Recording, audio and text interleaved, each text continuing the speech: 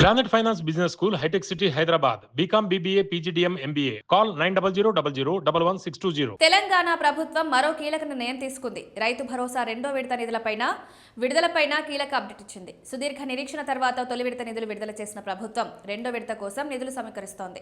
ఈ నెలలోనే మూడో విడత నిధులను పూర్తిగా జమ చేసేందుకు కసరత్తు జరుగుతోంది. రైతు భరోసా రెండో విడత కోసం ప్రభుత్వం నిధులు సిద్ధం చేస్తోంది. ఇప్పటికే మొదటి దఫా నిధులను రైతుల ఖాతాల్లో జమ చేసినప్పటికీ రెండో విడత కోసం ఎదురు చూస్తున్నారు.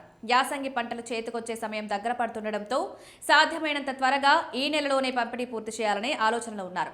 యాసంగి సీజన్ రైతు భరోసా నిధులను 3 దఫాలుగా జమ చేస్తామని ప్రభుత్వం ఇదివరకే ప్రకటించింది. మొదటి దఫా నిధులను గత నెల 23న రైతుల ఖాతాల్లో జమ చేసింది. మొత్తం 68,89,955 మంది రైతులకు ఒక ఎకరంలో వరకు మొత్తం 68,89,955 మంది రైతులకు ఒక ఎకరంలోపు వరకు సొమ్మును వేసింది. 57,44,907 ఎకరాలకు మొత్తం 3,446 కోట్లు జమ చేసింది. రెండో దశ నిధులను ఈ నెల 22 లేపు, మూడో దఫా నిధులను ఈ నెలాఖరుకల్లా వేస్తామని ప్రకటించింది. రాష్ట్ర ప్రభుత్వానికి జీఎస్టీ, ఎక్సైజ్ సుంకాలు, అమ్మకం పన్ను, స్టాంపులు, రిజిస్ట్రేషన్ల ద్వారా ప్రతి నెల ఆదాయం సమకూరుతుంటుంది. రైతు భరోసా కోసం మార్కెట్ నుంచి రుణాలను పెద్ద మొత్తంలో సేకరిస్తున్నట్లు తెలుస్తోంది. ఈ నెల 7న ఒకేసారి 3,900 కోట్ల రుణం తీసుకుంటుంది. ఈ నెల 21న మరో 3,000 కోట్ల అప్పు తీసుకోనుంది.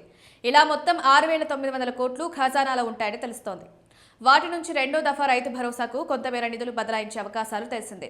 రెండో దఫా కింద 5 ఎకరాల వరకు సొమ్ము జమ చేయవచ్చని సమాచారం.